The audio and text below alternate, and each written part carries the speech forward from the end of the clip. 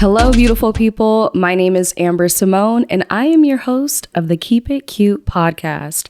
Each week, I'll be bringing you the hottest topics on relationships and dating, culture, careers, and so much more.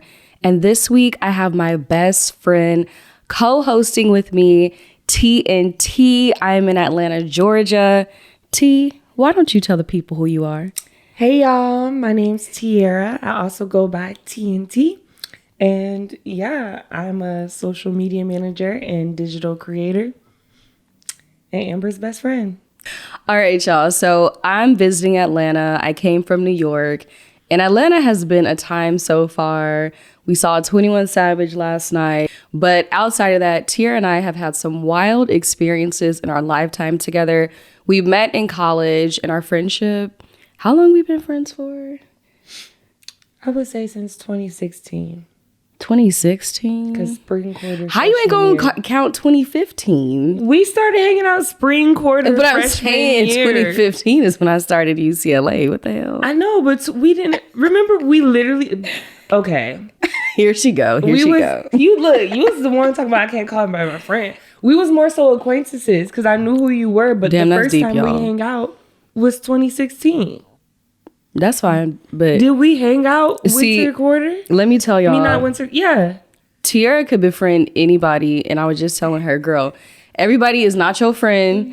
You need to start calling people acquaintances, and now she gonna call me an acquaintance on my podcast. No, I'm not. See, first of all, I'm trying to take the lessons and receive them. But no, I really feel like we knew each other, but the first time I got your number and hang it out and started talking was in 2016. No, that's But fine. it could have been 2015. Now you really got me thinking, like, was it before? Let me go pull up the Snapchat memories, y'all. Girl, they didn't start. First of all, they didn't start Snapchat memories until summer 2016. I had no summer. They did because it was the month I started my big chop is once Snapchat memories became a thing. Okay. I wish we had them freshman year. I really do. Maybe it's a good thing we didn't have them freshman year. Maybe it is. Because I'm like, when I look back at some of those Snapchat memories, now I don't use Snapchat at all. And I feel like we use Instagram, TikTok. I feel like TikTok might be a little triggering for T right now. No, never so. Never so. Follow me on TikTok. What's your handles? Smile.Tiara. But no, with Snapchat used to be popping, especially when we were in high school. It showed. Oh yeah. Like, because before the I feel save like I feature used ever Instagram. existed, Snapchat was a wild place. No, it was. Before you could save anything and you could only screenshot stuff. Yeah. In high school. Yeah. And now I tell you who screenshot it, what used to time tell they you did who it, screenshotted it still too. But what the IP address. You just had to be bold with it. You just had to be bold with it, not the IP address. I said, girl, they tell people all your business. I'm like, what's going on? No, but I feel like now it seems like people who are in like their 30s and 40s use Snapchat, or a pattern I've noticed of people that I met. They be like, follow me on Snapchat, or people abroad. I was going to say, we people don't abroad use Snapchat no more.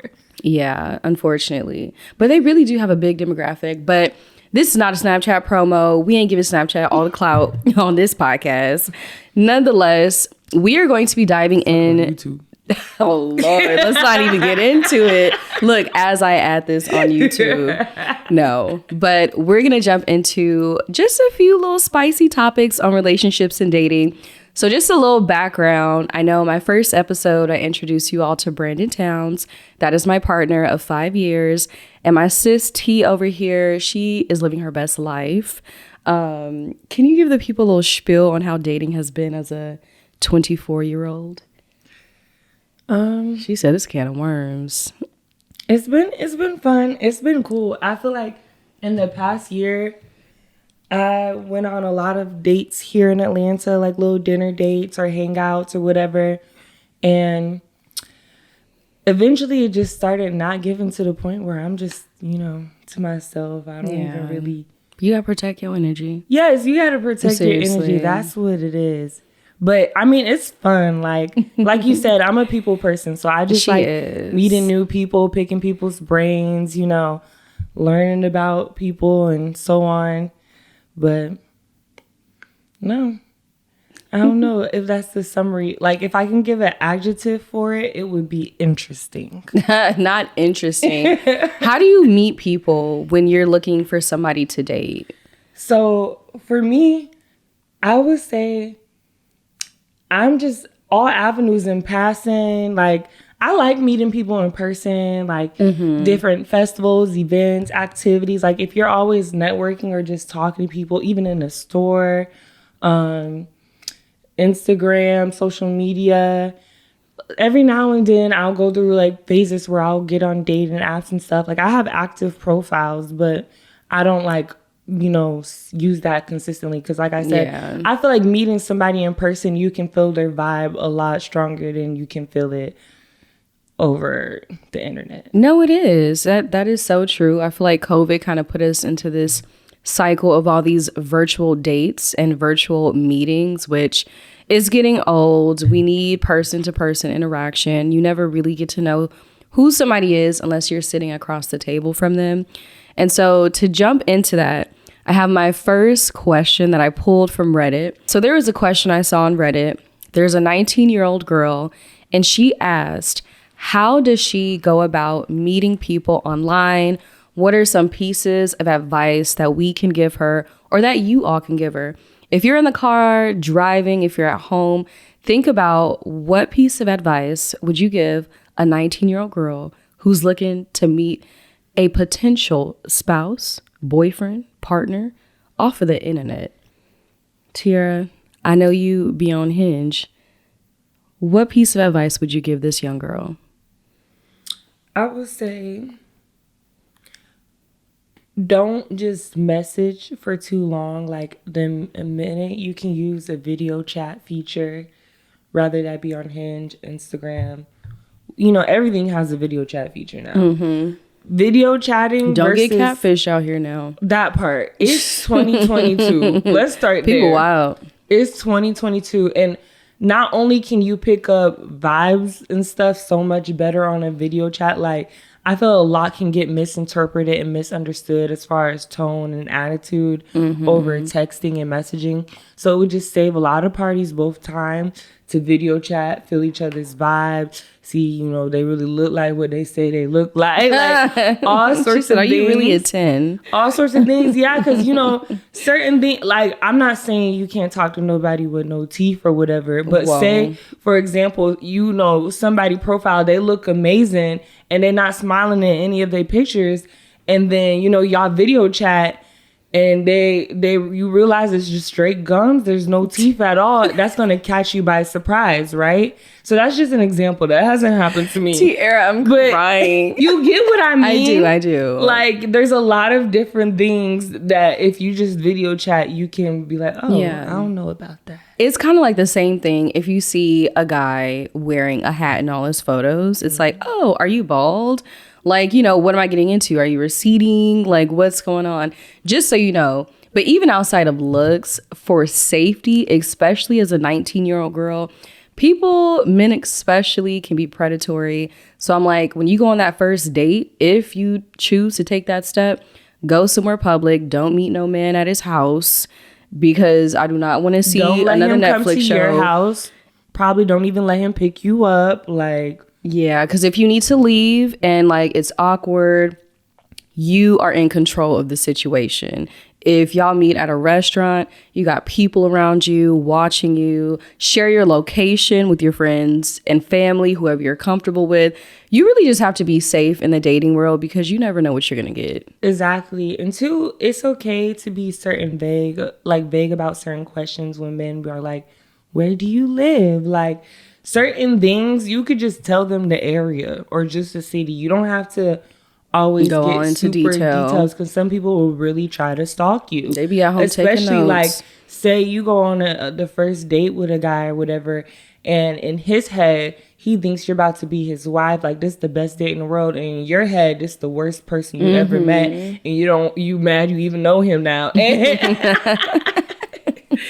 it's just a complete, misunderstanding. And you don't want that type of person having access to like knowing where you live because they picked you up for that first date or whatever. So just be extremely cautious when you meet people offline versus if you already met somebody in person, y'all have been, y'all see each other in church or whatever. Like, I'm not saying those people can't be creeps either. Yeah. Anybody can. They come in all different forms, shapes, sizes, creeps, unfortunately.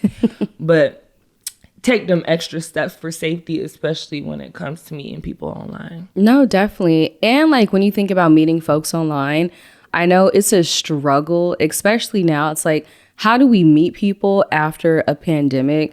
What do we do? Even in popular places like LA, Atlanta, New York, people are always asking, like, some folks just don't want to date or use dating apps in general. So I'm like, if you go to networking events, find people with similar interests as you, see what events are in your area, because that's where like that person-to-person interaction comes in. Because even with my partner and I, Brandon, we met in school. If I was not at that college, more than likely would not have met him. Maybe in the future, if I was not with anyone, maybe now it's in the workplace. Or look, I ain't condoning it, but... Tiara. But just sharing similar interests with someone and being in the same spaces as them, I see it happen a lot. So if you don't even want to use dating apps, definitely find events, groups who do share those same interests as you. Okay, we're going to get into our next topic. And this is also a story pulled from Reddit. And the story goes, my female 22 boyfriend, male 22, is concerned about an upcoming work trip for my job, thinking me traveling abroad might end in infidelity. So we're going to get into it. I work in an IT department for a large corporation that requires frequent travel. When I got the job offer, I told my boyfriend how excited I was about the travel aspect. He didn't seem bothered by it. I went on my first trip about a month ago, which resulted in 12 to 14 hour working from like 8 a.m. to 10 p.m. work days from Friday to Monday. When I got confirmation that another one was coming up in a week, he started mentioning his concerns of how he didn't like how I would be away for 2 reasons. 1, if I get hurt in any sort of way, he can't be there for me. Valid. 2, work trips always end up in infidelity. Okay, he seems like he might be healing from some past trauma. Like he's hurt. It seems like he really might be healing. She says, even on my last trip, I communicated with him on a regular basis, such as when I was waiting for something to load or backing up files. Now, if he were to travel for work, I would hope to hear from him, but I wouldn't be concerned about him cheating because he's only there for work. Is this a common fear from partners? How can I assure him that nothing bad will happen? Girl. I just feel like it's giving red flag if you're going on a trip and you can be living your best life and having fun. Not saying you're even going to do that, but like just even like as far as culture and traveling yourself, like traveling and bettering yourself, that should be something your partner encourages and is excited for. So it just screams like insecurities and issues he's having with himself for him to perceive that as something where you could be cheating rather than, I'm so proud of you, I'm so happy for you, I'm excited for you, So, yeah. And at the end of the day, if you going abroad for work and him saying it's such a blank statement, work trips always end in infidelity. They do not always. Have you surveyed every single person that went on a work trip and asked them, did you cheat on your spouse during this work trip? No. And it seems like he has had some past trauma, especially to make that statement. And when you're traveling abroad, the last thing you want to be dealing with is your partner being insecure at home, because that's just going to cause so much friction. You all the way in Japan, he's sitting in Houston, Texas somewhere, sitting there thinking, oh, she cheating on me right now, I don't know what to do, versus sending you affirmations in the morning saying this is so amazing, you got this opportunity. Like Tiara said, it's giving red flag. That part. And I think that's with anything, because it's like, how does he feel if your girls want to have a trip to the Bahamas for one of their vacation, a girls only trip, is he gonna be, you can't go? Like, you know, like, it's not given. That's the same thing. Like, you know, when my girl gets married one day, when she has her bachelorette party, I would, in my soul, I know myself and I know my partner. But if he's like, you can't go to that bachelorette party, I don't know what y'all gonna be doing, that just shows you don't trust me. So at the end of the day, that trust does not only apply to the bachelorette party. You don't trust me when I go to the grocery store. You don't trust me when I visit my girls for a weekend. It's just when you don't even have that solid core foundation, what's the point? Exactly. All right, y'all. So we've been talking about relationships and dating, but I want to get into a topic that is near and dear to my heart, especially as I have my best friend on this episode. We're going to get into friendship, and she's going to kick off our next Reddit story. Okay, y'all. So this story is written in, you know, some vulgar language. So we're going to censor it. All right. Make sure you read the the title. I got you. So what do I tell someone before I block them for good? Now, both parties involved in this situation are 19-year-old women. All right. Friendship. Not to the friendship. No, because I read the friendship category and then I read the first sentence. Okay, so the way she's talking about her, she said, I've given this girl so many chances. I stuck by her when my best friend blocked her. I helped her through a breakup. I babysat her every freaking night when she was drunk and when she refused to admit she had an alcohol dependency. But this is too much. I do everything for her, and she throws it back into my face. She's an immature piece of... After giving her a 2-hour convo about how she needs to stop creating drama and then avoiding it when people get upset with her, what does she do? Spread lies about me behind my back? I luckily have people that tell me she's pulling this crap. And when I confront her, she freaks out and then eventually stops responding because she gets scared. I'm done. I've tried to be nice, but she's just too much. Also, the fact that she got Title IX for making men severely okay. She got Title IX for making men severely uncomfortable is insane. Like, how could you F up so badly? I'm done. I want to send her something that she'll think about for a while, something that scares her into never speaking my name ever again, into forgetting I even exist. How do I do that? Interesting. Yeah, first off, whoever wrote this, it's given both parties need to see a therapist. No, it sounds like y'all should not be friends because it looks like you're trying to, I don't want to say take revenge out on this person, but you're obviously so upset and not in the exact state of mind, because if I ever want to block somebody, best believe they just gonna get blocked.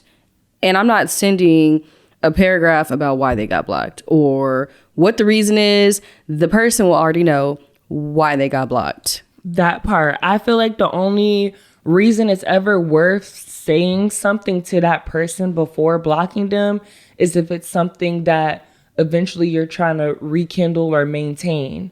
But it's like, if you want this person out of your life for good, first of all, the whole something to make them, you know, really upset. Never say my name again. That's something deep. Like that. That's really deep. You don't know what ways it's gonna go. You could push people to their limits. Yeah. You don't know how they gonna act. If people get entitled now for making somebody uncomfortable, yeah, that should let you know that's enough that you don't need to mess with them in that way. You don't know what they're gonna try to do to you. So even for your own personal safety and things, like, you don't need to mess with people like that. Some things are better left unsaid. And a lot of times, like, when you get to the point when you're at peace with that situation, you realize it wasn't even worth all of that energy. You was better off just leaving it alone. So the best response, how do you handle it, is not to handle it. Just hit that block button and go.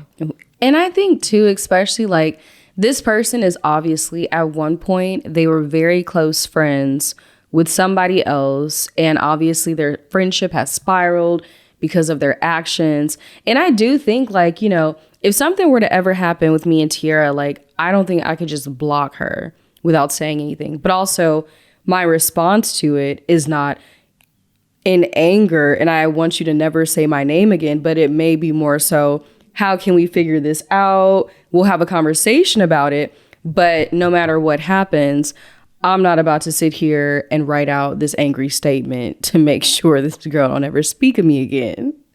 Exactly.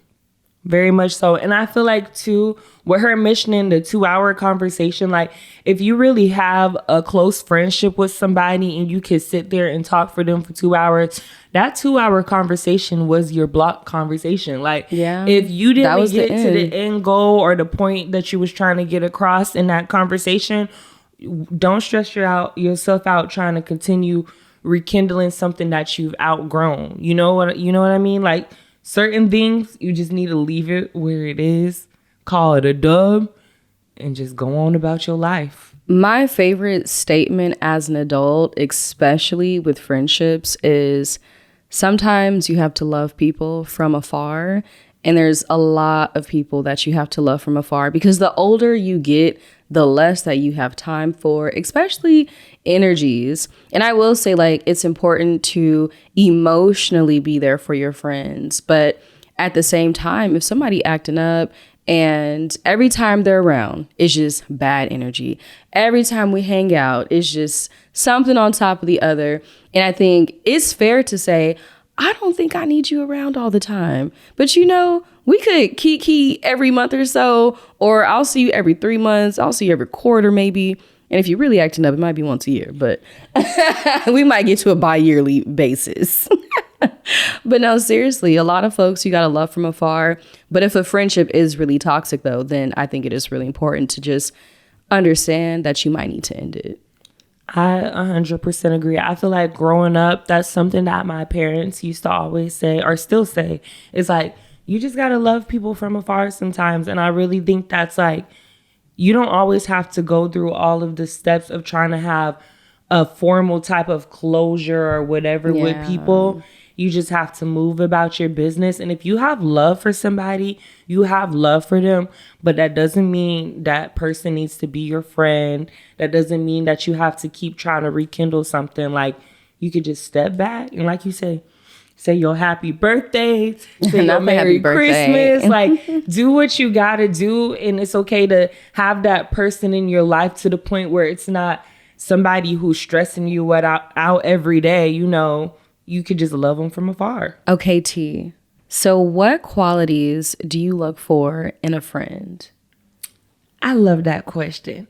So I feel like I love somebody who can kind of match my vibe as far as being adventurous, liking to have fun, like being a little spontaneous, like, we could just live life and have fun together, not,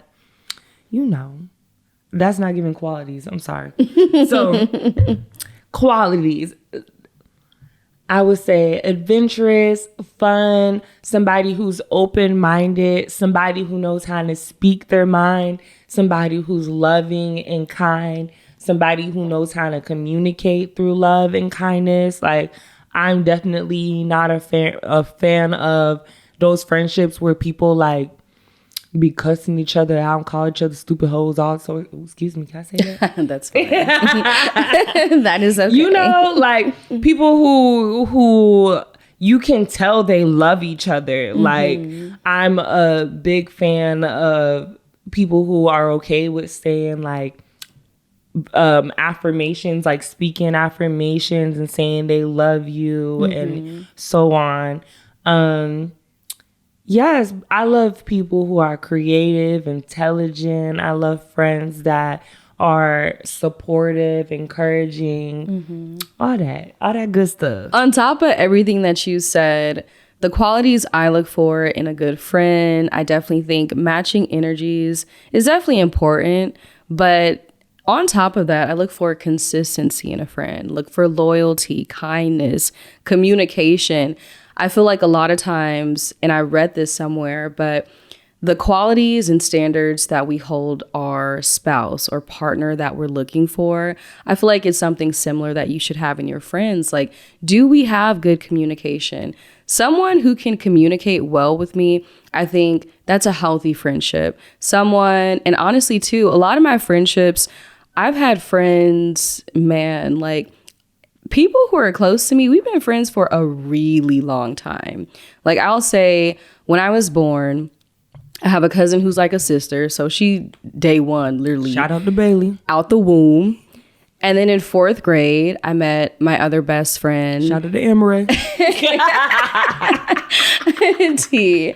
In 4th grade, I met my other best friend. Like we've been friends for over a decade. Like we've seen each other evolve so much. And then in high school, I have my other 2 girlfriends who I'm still very close with. And then in college, I have my other 2 girlfriends who I'm still very close with. And of course, one of them here is T. But I just think the same effort you put into a romantic relationship, I think sometimes there are certain qualities and aspects that I think you should still treat your, would it be platonic friendship? Yeah, I guess so. I guess like a close friend. I think you should hold them to the same standard. Because I heard some girls, she was like, y'all be dropping your friends so quickly, but y'all be taking the same man back. I said, ooh. That part. For real. That part. Exactly.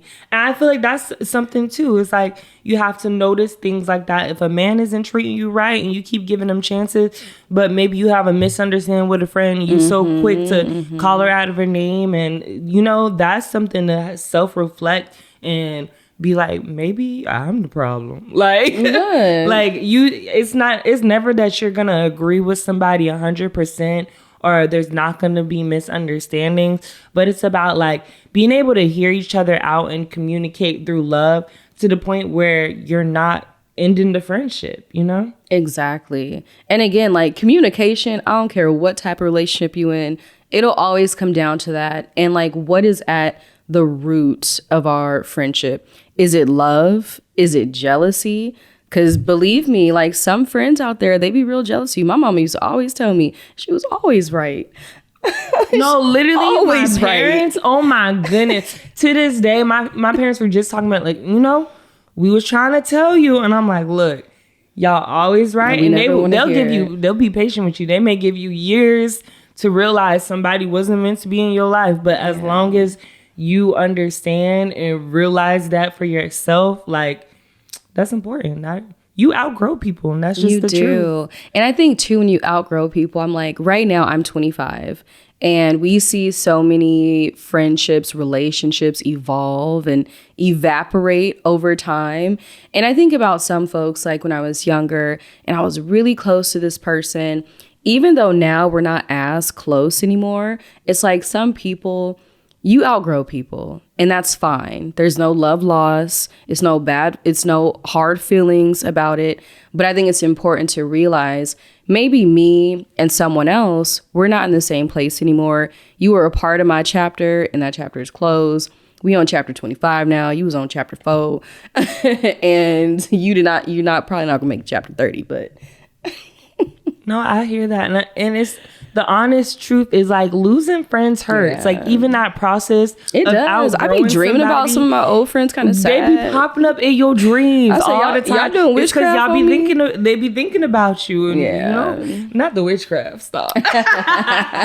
They sitting there in the seance circle with my photo in the middle. I was going to say losing friends, it's okay to admit that it hurts. Like growing up, my dad used to always say to me like, why are you crying like you losing your best friend? And then when I lost like one of my best friends and I like really felt what that statement meant, I was like, dang, like it feels like a breakup with a romantic partner. Like it definitely hurts and it's okay to acknowledge that hurt, but like, you know, there's a lesson in everything and understanding that certain relationships don't serve you anymore, and that's what it is. Like, no, that is true. It really is like losing a friend, especially when I think about it. Even me and my boyfriend have been together for 5 years. But if I lose my friends of 6, 7, 8, 9, 10 years right now, I'm going to feel that same pain to the core. Like when I tell you, a lot of people, like you said too, you're not always going to get closure either, because even though you are aware that that friendship should end in that moment, that other person might be salty about it. They're upset about it, and they might just ghost you. And that's going to hurt just as equally if you guys do have that conversation. But I'm like, some of my old friends be popping up in my dreams. And I wake up like, dang, that's kind of sad. But you just have to be mature enough to realize that relationship just does not serve you anymore. That part.